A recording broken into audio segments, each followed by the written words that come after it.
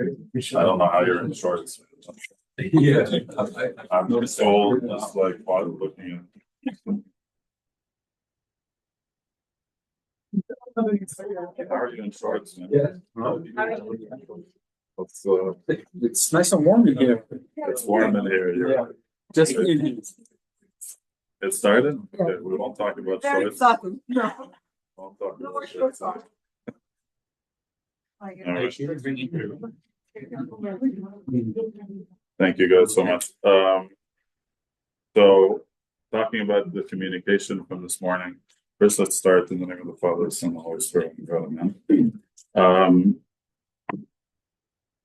So I wanted to continue the topic on communication, right? This is a very practical little series on this part. We talked about some practicalities as kind of ground rules for communication, but this is more a little bit more research based, and something that caught my eye in one of the lectures I was in, and I literally stopped what I was doing and I just sat down for that night and just started making notes because I thought this was so profound, and such a difference maker in my marriage and in marriages in general.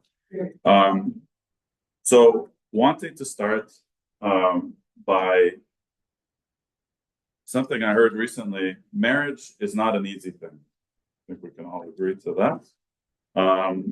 If you're like me, when I buy something for my kids or for myself, I'll always look at the assembly instructions, right? And if there's a lot of assembly, I'm usually trying to tell the kids, like, let's not do this, right? Because it's gonna be putting together a lot of stuff. Marriage is much assembly required. Okay, it's not easy. It's not intuitive, like we talked about earlier. It's two people coming from households that they've been in for many years coming together. And it's not something you can be good at randomly or by accident. It requires work. So there's a lot of assembly. Think of like IKEA, right? Putting together some stuff. Sometimes we try to bypass the instructions, right? If you're like me with some friends that I have that are engineers, especially Egyptian engineers, we're trying to put something together. I don't need the instruction manual.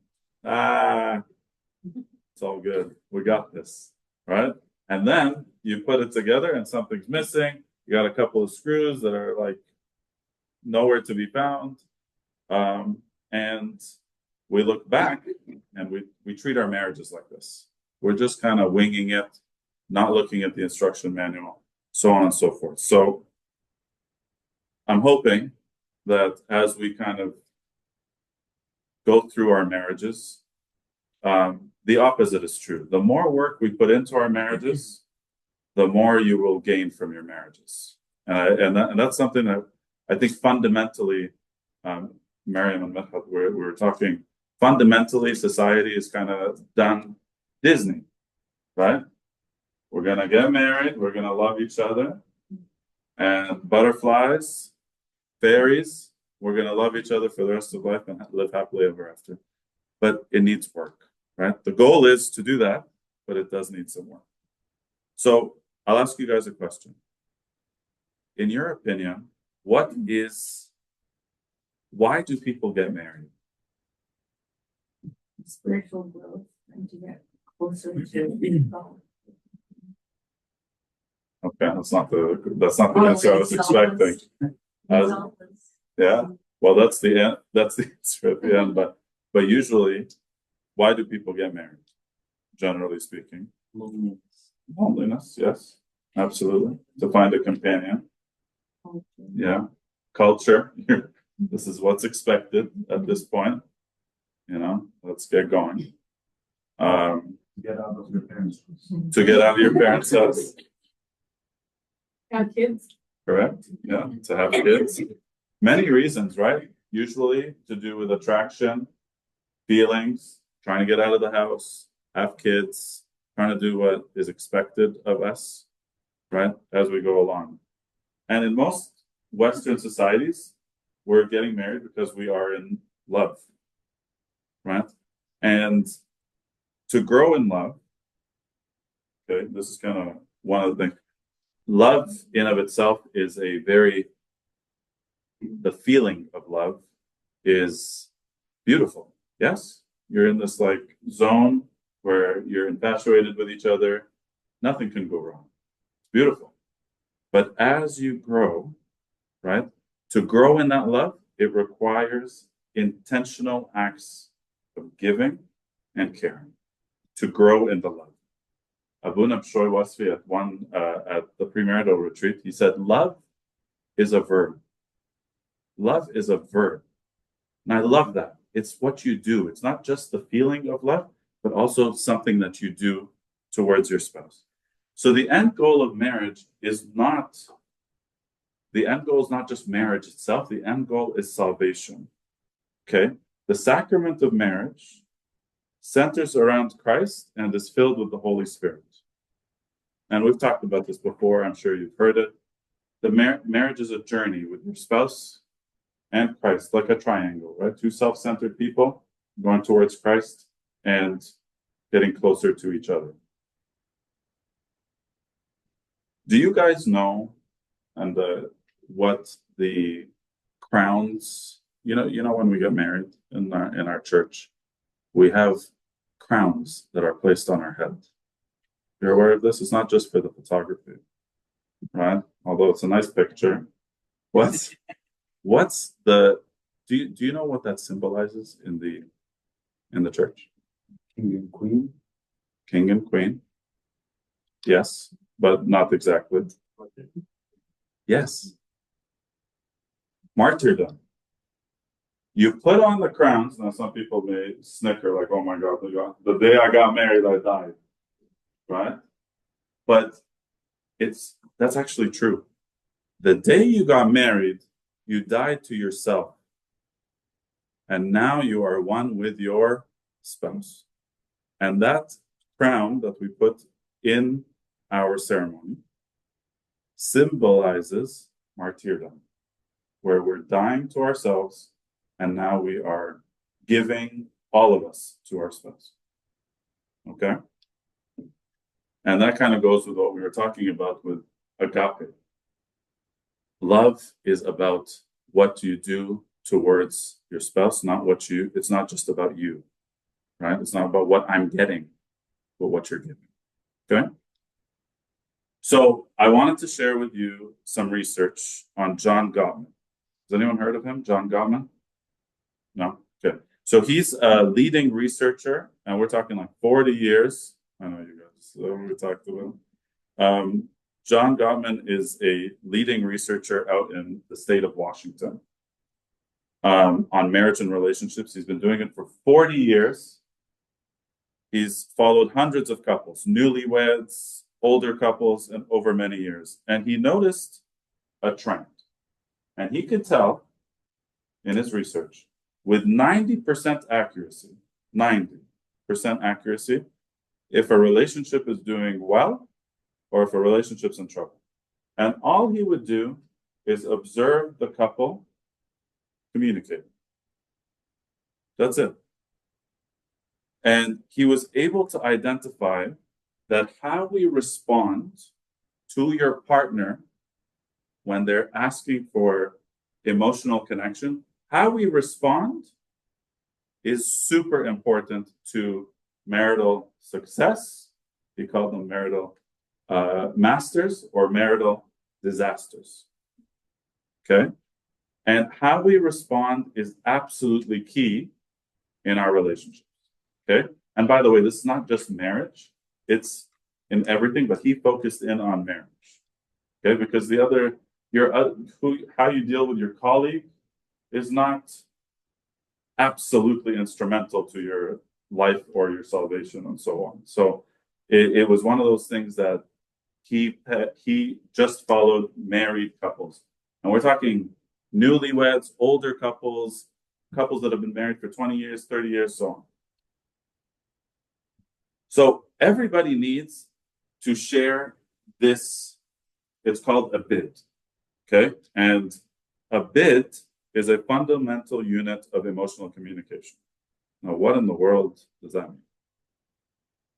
A bid is any attempt, and I'll read it out, any attempt from one partner to another for attention, affirmation, affection, or any other positive connection. So you're literally just asking for a response. And it could be simple. It could be, right? Your partner completely ignores that, right? Now you're not responding well to what's being shown to you. You remember the nonverbal. If your partner asks you a question, a wink, a gesture, anything that says, I want to feel connected to you, how we respond to that is super, super important. In general, like we talked about before, women make more bids than men, generally. But in the healthiest relationships, both partners are responding to bids from each other, and they're both comfortable doing it. And these happen in the everyday, ordinary discussions that you have together. Give you some examples. When are you coming home? Simple question. I'll come home when I come home. It's not going to be a good conversation. Rachel is sick. How are you going to answer to that? Right? Can you pick up milk on the way home? Little things, like this is the daily stuff that he was literally observing. Married couples who consistently bid and respond to bids in positive ways have an astounding chance of success in the relationship. Because remember what we said earlier? It wasn't the large things. It wasn't that someone cheated or someone did something that messed up relationships or marriages in our society. It's the little things. It's the little things. Fundamental units, little things. How we respond to them are important. So check out these stats. Husbands headed for divorce disregarded their wife's bids for connection 82% of the time. Husbands in stable relationships disregarded their wife's bids just 19% of the time. But you're probably saying, wait a minute. They also disregarded the wife's bids? I mean, and they're in a stable relationship? Wait, 19% of the time? That's a lot. Well, it's a lot in that you'd think it's a lot, but there's no way you can catch on every single bid that someone is and respond to it effectively. So disregarding it is a part of life. But if we're doing, I'll explain that a little further. But if you're doing it on a consistent basis, as in 82% of the time, that's too much. Correct? You're not going to get every single one, but you're trying. Wives headed for divorce disregarded their husband's bids 50% of the time. Of course, because wives are more in tune with listening, with feelings, so on and so forth. Happily married wives disregarded their husband's bids only 14% of the time. So as you can see, he's not saying that we have to respond to every single bid at every single time and have a perfect response. But we are definitely putting it front of mind and doing our best. Okay? So responding to our bids, to your spouse's bids, is key. Positive responses to their bids, and we'll talk about some examples, usually led to continued interaction. A negative response usually shut down emotional communication and no further bids were made.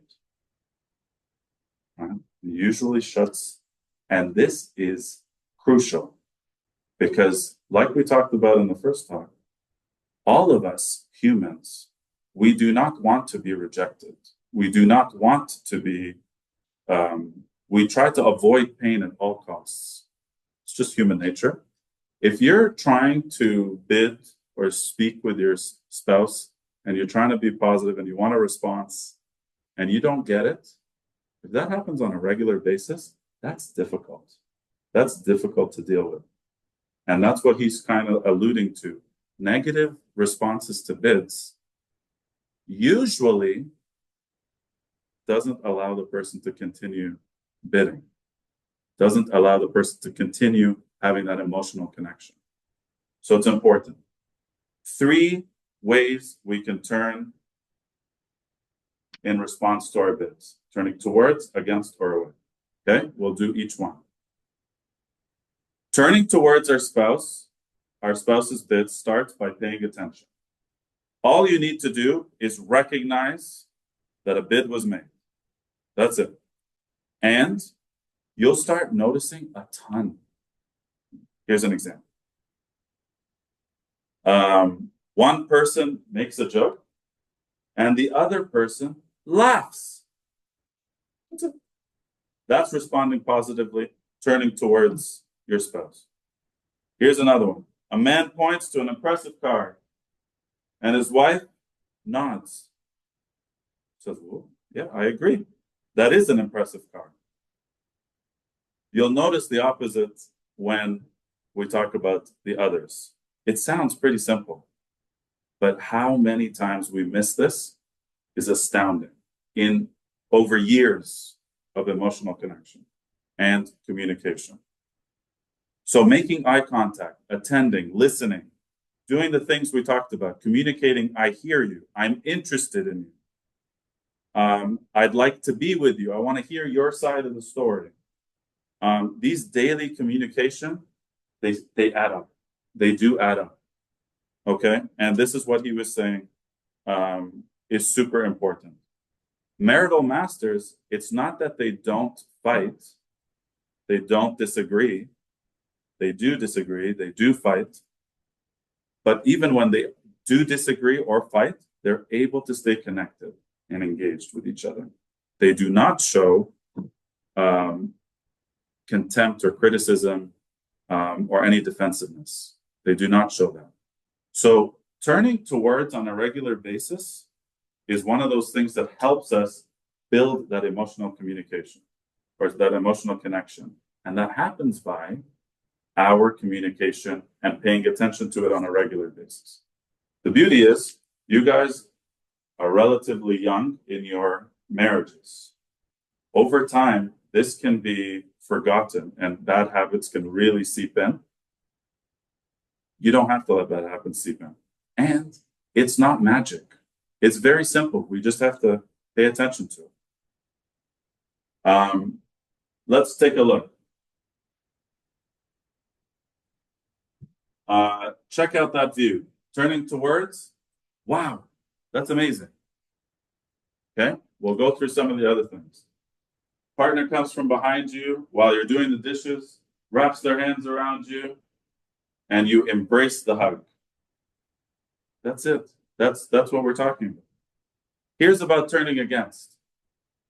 Turning against is obviously a negative response. Reacting in a negative way, being belligerent, combative, defensive, argumentative, sarcastic. We were talking about sarcasm earlier. A man points to an impressive car and his wife says, on your salary, dream on.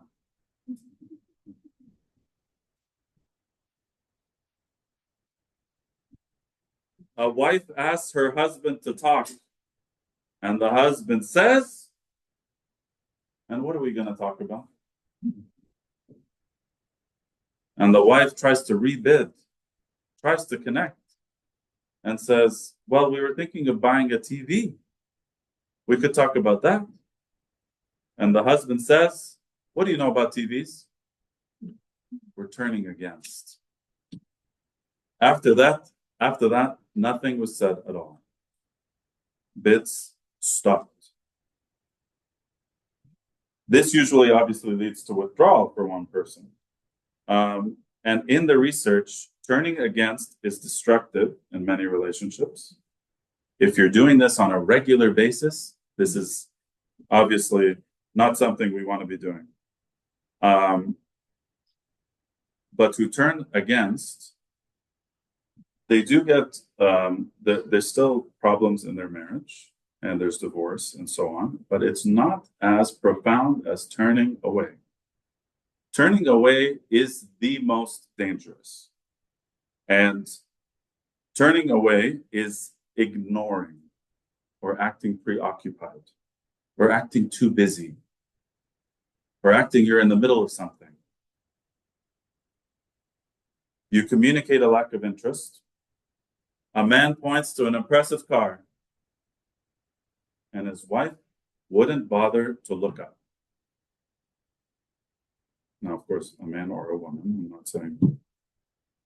Or they might look up and say, what time is it? Do you know what the weather's like tomorrow? A wife or a husband says, dinner is almost ready. And the wife ignored him and kept reading or watching TV. Okay? Doing this consistently. Now, are we going to get this every single time we're going to notice it? No. But doing this consistently on a regular basis is extremely dangerous. And this is what he's trying to point out in this research. With 90% accuracy, he's able to notice if we're turning towards on a regular basis or if we're turning against or away. The research is clear. As we do this on a regular, we're not connecting, we're not communicating, and our marriages can suffer. Let's do some exercise. You ready? Check out that view. Turning towards, we said, wow, that's amazing. Turning against, really? You had me look up for that? Or turning away? Mm-hmm. Partner does not look up from reading. Okay? Another one that I'm exhausted. Turning towards, anything I can do to help you feel more rested. Turning against, you don't think I'm tired? And turning away, and this one struck me. I know, me too. Right? Remember we were talking about the communication earlier, where we were just deflecting it onto us, right? Partner lets out an exasperated sigh. Are you feeling okay? Asking. Turning against, oh, here we go, now what? Or turning away, what's the matter with you? Right? And one that always garners a lot of attention. Partner comes from behind you and wraps their arms around you. Turning towards is you embrace the hug. Right? You say, I'm doing the dishes, and her hand comes from behind me, just so that it's the male doing the dishes here. Right? Just want to make that clear. Doing the dishes, and she comes from behind me and gives me a hug. Instead of me continuing to do the dishes, hug her back like backwards or something like this, you know what I'm saying? Without dripping water on top of her, right? Turns against, you pull away, and I've got to get this done. Think of how many times we've done that with work, right? I gotta get this done. I gotta get this done. Turn away, continues to do the dishes without acknowledging. Think about how many times we've done that when we are upset with our spouse. I don't want to talk to you. Right? Think about those things. Those things add up. Do we do those things? Yes, we do. All of us do. It is not the end of the world. But if we do it on a regular basis, consistently, and we are not communicating, and we are not connecting, and we are not emotionally close, and we're doing it consistently, it's dangerous. It's dangerous. So I like to look at turning towards as the goal. And turning towards is not just turning towards our spouse. We are also turning towards Christ. And as we turn towards Christ, we are turning towards our spouse. You are asked to love selflessly, right? And we'll talk about the dreaded verses in the marriage ceremony. We are asked to love selflessly to our spouse. So we are not here to change our spouse. That's not the goal, right? We are asked to allow the Holy Spirit to work in us as we turn towards Christ and turn towards our spouse. We are asked to turn towards one another without ceasing, right? Without ceasing, just like God did for us. The goal of marriage is to turn towards Christ and our spouse. And I really like this part, is that turning towards Christ is a self-offering. We are offering ourselves for our spouse and for Christ. Okay? And we talked about love as a verb. We talked about the we and us, and loving actions, turning towards our spouse on a regular basis will create loving feelings. You have that emotional connection.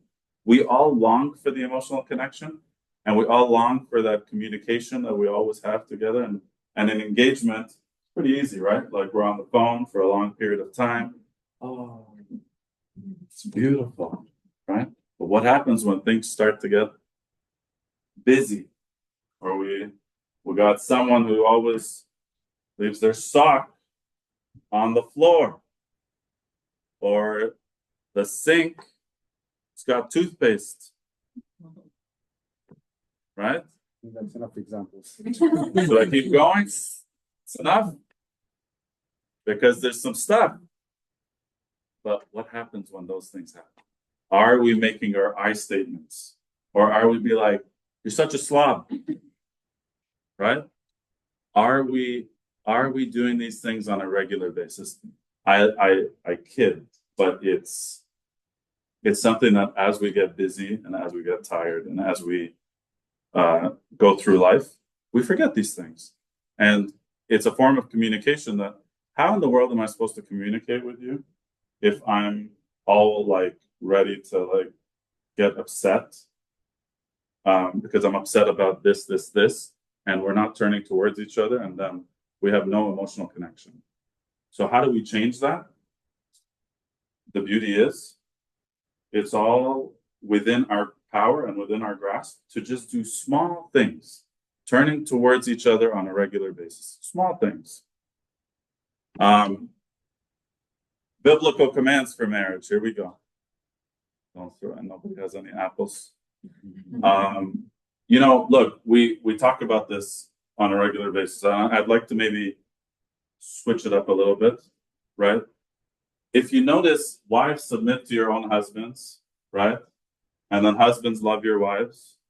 These are biblical commands, yes? We're asked to essentially do the same thing. I know it doesn't sound like it, but check out the verse numbers. That's 22 to 24. That's 25 to 28. Check this one out. Right before, in verse 21, submitting to one another in the fear of God. Said another way, turning towards one another in the fear of God.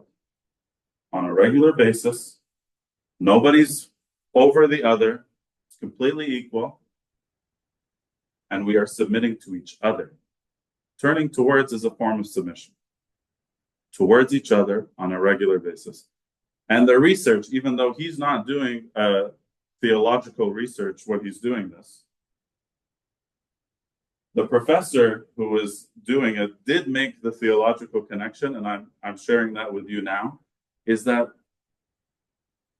so you're saying to me that marriages that do well together submit to one another in the fear of God and towards each other, turning towards each other, and marriages that don't do well are doing the exact opposite. Just something to think about. That it all has a theological basis, that we're trying to do this on a regular basis. And then we ask, how do we communicate? Well, let's communicate with these things to start. As you're turning towards each other on a regular basis, you will feel the communication and love, because you know what? You're both on the same page and you got this. It's a we and us, not nobody else. So I hope that this kind of opened up my eyes. And we have a choice. I remember I spoke to Rehan right after I did this lecture, and I said to him, I'm like, this is huge. I want to tell you about this, and I wanted to discuss it with her. And it's something that we have to choose daily. It's not going to happen unless you choose to do it on a daily basis. The differences of opinion and responsibilities, stresses of life, disagreements within married life, that's going to happen. I'm not saying that that's not going to happen. That creates tension between man and wife, the husband and wife. And these tensions are not bad, right? They're actually good because we're able to grow through those. They're inevitable. But what we do in those tensions, that's what's going to make us turn towards or turn against or away.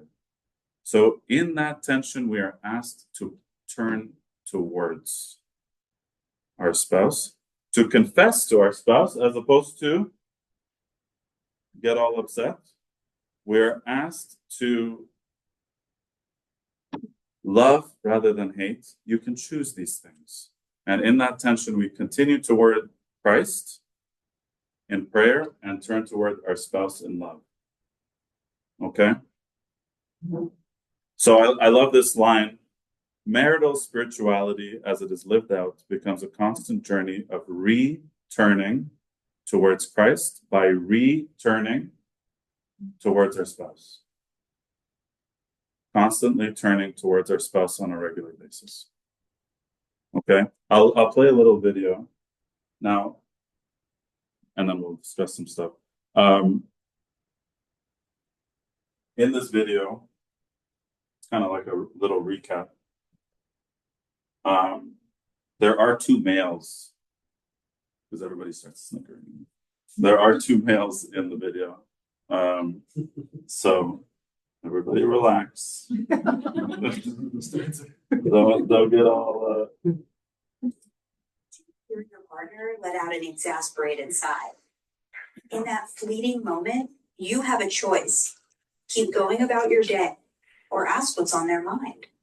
These small, daily crossroads may seem insignificant, but the choices you make while interacting with your partner could, over time, make or break your relationship.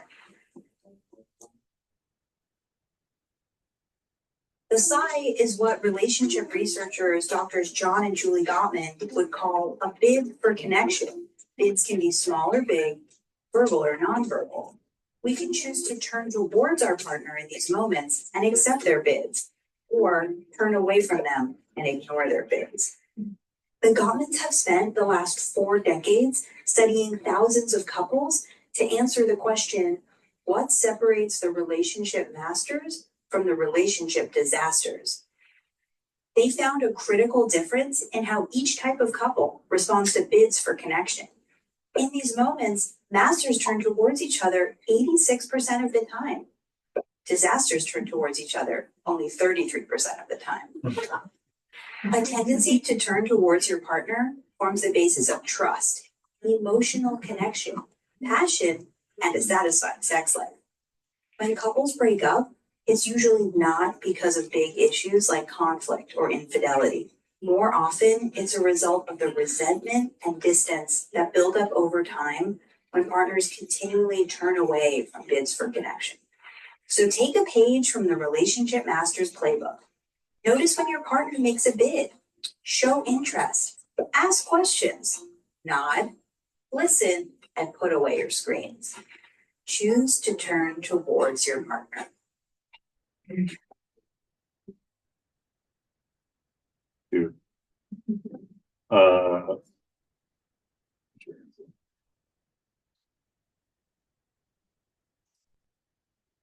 So yeah, that's essentially a little snippet, and I'll ask you guys, what do you think? Other than the two guys, In the video. Don't comment on it. Every time I play that thing, everyone's like. So I figured I'd let you go. I'd let you say it. I'll tell you up front. What did you guys think? What do you guys think of the concept? Small, simple, practical. It's like this, It's Practical. practical. Yeah. it sounds like a small thing, but you realize how, big of a deal it is. These small things in accumulation are, big. I'm against. You're against. Yeah. You're turning against, or you're against the whole concept. So if I'm sending a BID and I Are you a pharmacist? No. Oh, because you said BID. I'm like, go ahead. So you're sending a bid, yeah. Sending a bit, expecting some a huge reflex or intimate reaction that build up a lot of expectations suddenly, right? Based on my expectation that she should be in the same interest. But I'm watching the movie or impressed by a car that she's not into cars at all, or the movies that I watch, other type of movies she watch. So what in do a you do? perfect world, we shouldn't have, or even in the perfect world, we shouldn't have the same exact interest. No, nobody's gonna have the same exact interest. Especially if I try to help her folding the laundry will be a big mess.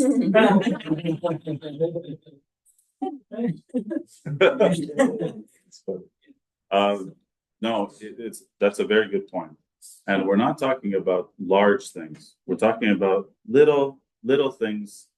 Now, are you expecting your husband or wife to be of the same interest of everything you do? That's not realistic. Remember, we're coming from two different households. It's very unrealistic. But what do you do to show interest? Right? What do you do to try? Right? What do you do to even have a conversation that says, at some point you might have to have that conversation that I'm not really interested in that type of stuff. And that's okay. But let's have a conversation. The point I'm trying to make is at least you communicate about it as opposed to expecting it. And you've got this unwritten rule. And then when she doesn't respond, right, you're all upset or so on and so forth. Like you're not happy because you think she's slighting you. Do you know what I'm saying? Is to have that conversation, you need to be able to open up to have that connection. Do you know what I'm saying? But yes, you are not going to have the same exact, and if you notice, even in this, we're not talking about let's go watch a horror movie, but I hate horror movies. Right? Or let's go play soccer, but I like basketball. Right? That's not what we're talking about here. We're talking about the little things that happen on a regular basis. We're talking about views, saying something like I'm exhausted, so on and so forth. This doesn't mean that you're going to have the same interests at all. But you at least acknowledge each other in those daily activities. And take a moment and think about like your daily activities. Take a moment and say, like, what do I do on a regular basis? And notice these things, notice these bids, and how do you respond to them? I think it's almost like treating your partner like a child, because that's what children do to their parents. They just want to be acknowledged, like, hey, I'm here. Like it's kind of like that, I think. But you just, yeah. So I think it's just, you just want to be acknowledged. That's all. Yeah, absolutely. But isn't that what communication is all about? We want to feel heard, and we want to get across to the other person. How are you going to have those conversations if we're not feeling connected? Right? Even as the video said, it's not about the big things. This whole society right now, it's not about big things that people do. It's the small accumulation of emotional disconnect that's happening on a regular basis. If that kind of accumulates, what happens? You start to lose that intimacy together. right? Yeah. I feel. Yeah. We tend to treat strangers sometimes better than our closest. Mm-hmm. So, from the same perspective of acknowledging a child, I think it's also how we acknowledge others around us, like our coworkers or our, anyone. We can't be treating them any better than them. But and we take so much interest into a new person. Yes. Like we take so much interest into what they're into. But I think your point today is to tell us that just generating conversation, having some type of dialogue, and taking interest into the other person's, like for example, golf. I don't know anything about golf, but going to the golf range, learning about it, exposes you to new things. Yeah. Yeah. I'll give you an example about golf. I'm a huge golfer. I love golf. Absolutely love golf. My wife does not like golf. She's trying for me, but it's not her thing. But you know what she does? She gives me, as long as I'm reasonable. Did you say coupon? Oh, coupon. No.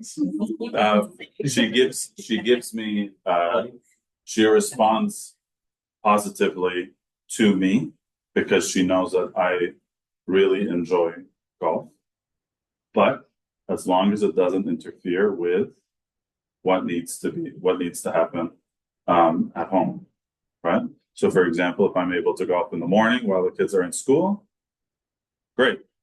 If I'm planning on golfing in the afternoon, not so great, right? And we've had that conversation. It's like, I need you when the kids come home. I can't take on the three, on my own. So we're having these conversations where we're, but have I wanted to take her golf? Yes. But she's not interested. And that's okay. But do you see what I mean? Like it's not necessarily you having to do what your spouse wants to do, because that's not always going to happen. But for you to be okay with doing separate things, but still having that connection. Being with your spouse does not mean you're going to be with each other at all times and like all the same things. This is not realistic. And if you put that expectation, I mean, I hate to say it, but you're setting yourself up for, like, they're not going to want to do always the same stuff as you, right? So, yeah, you have a question or comment. I don't know if somebody already said it, so my bad. But I totally see what he's saying. I can see how sometimes we can.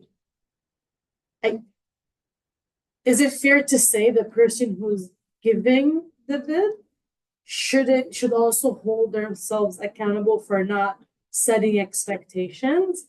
Like, I'm not gonna expect him to react that way so that I'm not disappointed when he doesn't. Like, it should just almost happen like naturally. Like, absolutely. So remember, we're not asking for the world here. Check out that view. All we're asking is, we're talking about, he's not saying, do you want to play soccer with me? Or do you want to come golf with me? And then they might go against you, and all of a sudden that's the end of the world. We're not talking about that. We're talking about the little mundane things that add up over time. That when your husband or your wife you're trying to communicate, for example, that say, for example, we're having the feelings talk / instead, or the problem talk. Is your husband or wife ready to leave everything they have and come to you and to your side? That's a response of turning towards. Do you see what I'm saying? It has nothing to do with your interests versus their interests. It's more to do with the emotional connection of, you want to talk, or you want to have that feelings talk, for example, or a problem talk, and your husband or wife leaves the world because they want to be there for you. Yes. Actually, I completely disagree with Mina. I'm sorry, but I feel this is a little bit self-centered, because you're saying, well, it's your bad that you're expecting this from me. No, she should expect that from you because you're her husband and you should do whatever best for you. And as Michael is saying, Like he's not asking for a lot, just an acknowledgement.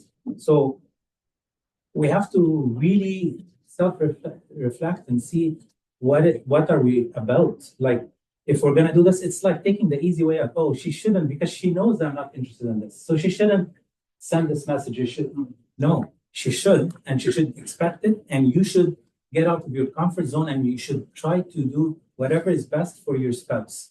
And if she's sending a bid or a message that she needs attention, she's not asking for the world. But you have to go out of your comfort zone, out of your way to accommodate, to say, yes, I hear you, I feel you.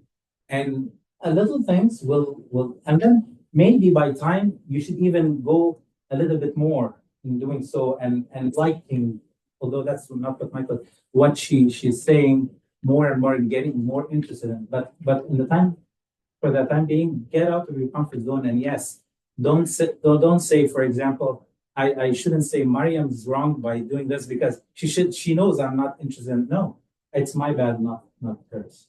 I just want to say that. I think, not agreeing or disagreeing with Michael, but what I understood from him or what I can relate to is sometimes a bid, if it's not, how do I put it? If it's not communicated properly, like for example, if she comes back from work and she starts complaining about her manager, from my side, what is she expecting? Is she expecting me to just sit there and listen because she just wants to vent, or does she want my advice, what we spoke about earlier, or does she want me to solve the problem? That's where the expectation part comes. Like, what is she expecting from me? Because it hasn't been communicated well. She just walked in and she started complaining about her manager. So I think that's what he meant about the expectation part. So let's take that specific example. If your wife walks in and starts complaining about her manager, what are you to do as her husband? Do you stay quiet? No, Or no, do you? I'm asking. No. What I'm asking for the husbands to give me an answer. What do you guys think? What do the men think? Yes. Make her around. The managers. Okay. Take their side. Take their side. Okay. So you could badmouth the manager too. All right. Solidarity, that's huge. Yeah, sorry. Turning towards, yeah. Hey, that's a thing.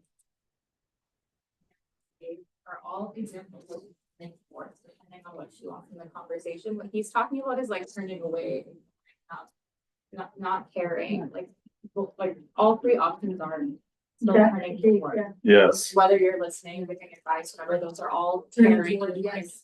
But I think what he's talking about is like, I don't care. I'm gonna be anything else. Like, or she's coming and you're like, oh, you see that. Or again, right? These are all subtle, but huge in the grand scheme of things. If you're doing it on a regular basis, it's big. Because you know what happens? After a little bit, you won't talk to me, right? And then, after a little bit, all of a sudden, massive fight. Massive. Why? Because 27 days ago, right? You didn't. I'm not like I'm being very serious. We're gonna take out the books. It can happen. It can happen, and like the idea is, and you know, I really like what you said. That you should step out of your comfort zone because it is worth it, and it is important, right? And it is something that you should really push towards.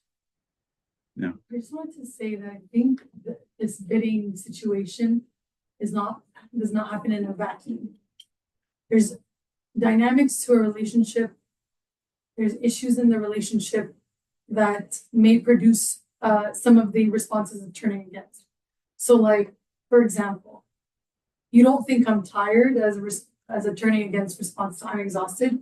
I may have some underlying issues as to maybe that this partner is tired, they're not, getting the response they want from a bid that they made previously. So I think it's not just the bid on its own. I think there are layers underneath to the responses. Yes. So like just to talk about the turning against and turning away, like, and the dishes thing, like, or maybe if you clean up, we'd have time for like that's, I can read that and be like, oh, that's something I probably would say, like, you know what I mean? Right. Like being a logical thinker, like there's no time, like we have to finish this because we have to go here. Like, you know what I mean? So I think and that comes with the, I think the communication is that what is the underlying issue? Why did you respond that way? Correct. Why do you not have time? What's going on that you don't have time? And noticing, Yeah. right? And noticing. And noticing really, that. really tuning in. And really the whole point of this is that, like I said, we're not going to sit here and turn towards every single time. There's going to be moments where we slip or we make there's going to be moments, but all we're saying is notice it. And if you notice it, I think in of itself, for me, when I started noticing this and Raham started noticing this and we did this together, we automatically became better communicators. Why? Because we were more in tune. And literally sometimes we would call each other out. And I would literally say, or she would say, what was that? That was a big turning against. Right? Like, what was that all about? And she'll be like, oh, my bad. That's my bad. This is what's going on. Right? And not as an excuse, but the underlying, right, discussion. Like, I think Lydia nailed it where I think if you really think about why you're doing this, it's an accumulation. You've either gotten comfortable with like having your phone out and just ignoring, or you've gotten just comfortable with responding in a way that isn't totally communicative. So I think it's really important to think about why you're saying it and maybe communicating why is that happening, because I think that's really, really important. But I was also going to say, just going back to selflessness, I think if we are being conscious of how we're responding, it'll allow us to maybe be a little bit more selfless in how we respond. Like, for instance, if, Betty brings up something that I'm not really interested in, but he's interested in it, right? It is selfless to say, okay, you know what, I'm going to put my phone away and I'm going to have this conversation. And like, it's okay. It's good. It allows him to get validation and it allows for us to have a conversation that he's interested in. So selflessness is, I think, a big word there. Exactly. Absolutely. Love it. Also, just one more thing is that I think earlier stages of a relationship, it's more turning towards, because like you're still like in a phase where yes, you're trying to get the person different, like, you know what I mean? You're marketing yourself well. No, seriously, and or the honeymoon phase, in the early stages of the marriage. But I think as time goes on, and I think we've all seen this with our parents, like you start noticing the turning away, turning against. But I'm sure it wasn't always like that. There had to be some phase that was positive where so they can get married. So I don't know. that's very true. That's true. Correct. Question. Yes. Let's say I'm coming every single day. I'm like, George, I hate my boss. George, I hate my job. This every single day. Okay. And he's turning towards, okay, how can I help? Or whatever the case is, and I'm always asking for advice. And he's always turning towards, isn't it okay sometimes if he says, you know what? Like how do I say, okay, if you're gonna keep complaining with the same thing every single day, then maybe you should make a change. Is that something that can be taken as turning away or turning against? Like he's not. It all depends on the genuineness and the tone and the nonverbal cues. You see like how it all comes full circle. It's like it all depends, right? If you guys are doing this together, it's all about like, are we in agreement, right? Am I doing this for you, or am I doing this because I don't want to hear about this anymore? Do you see what I'm saying? I know it sounds bad, but are we working on this together? right? And we're coming towards a we versus the problem, or is it you're the problem? Because then it's a turning against. But otherwise, I think if you guys are coming together towards, Abuna Anthony once said, sometimes we're like salt shakers. Sit on each side of the table, we pass the salt. This is the problem, this is the problem, this is the problem, and we pass it to each other. But the one thing we want to do is come on the other side of the table, get together, and point to the salt and say, that's the problem, and we are going to deal with this problem. If we do it that way, we're turning towards each other against the problem. Right? So do you see the difference there? Little subtleties, yeah. That example, it's not about the turning towards isn't about finding a solution to that boss analogy. It's just the fact that you're in it, you're acknowledging it, and you're doing it because you want to for them. Whether you make the right decision about your job with the boss, that's not the point. It's just about how you communicate, how you acknowledge it. Yes. By saying, oh, you keep saying you hate your boss, but nothing's changing. That's a form of, I guess, turning towards because you're in that dialogue. Whereas you again, that's the point of turning against. And that's the goal, is we want to turn towards our spouse when they're trying to communicate something towards us. Are we going, or are we trying to figure out solutions together? I don't know if you read this, but there's a New York post called my wife left me because I left the dishes by the sink. I have not read that. I just read it like last week or something. It's really interesting, but it's about the same thing, about having all these small cues that you leave for your partner. And the partner might say, oh, this is not a big deal. I don't understand why it's a big deal. But then as they keep accumulating over and over again, they just tend to not communicate. Yes. That's good. My wife left me. My wife left me because of the dishes. But she divorced me because I left the dishes by the sink. Okay.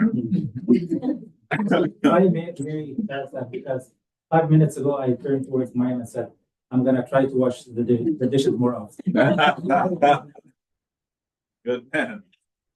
That's awesome. Yeah, so just to conclude, right?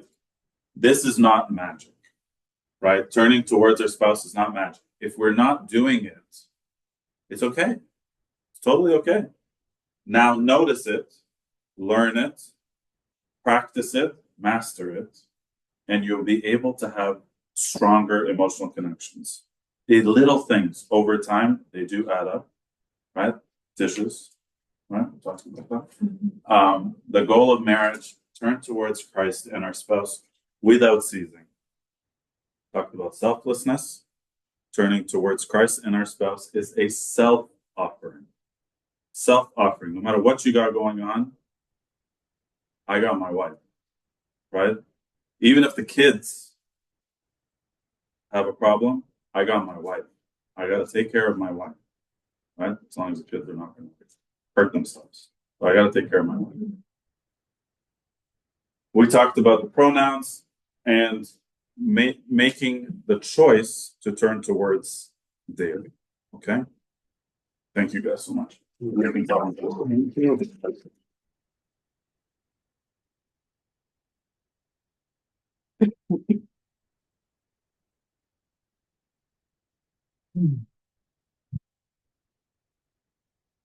course.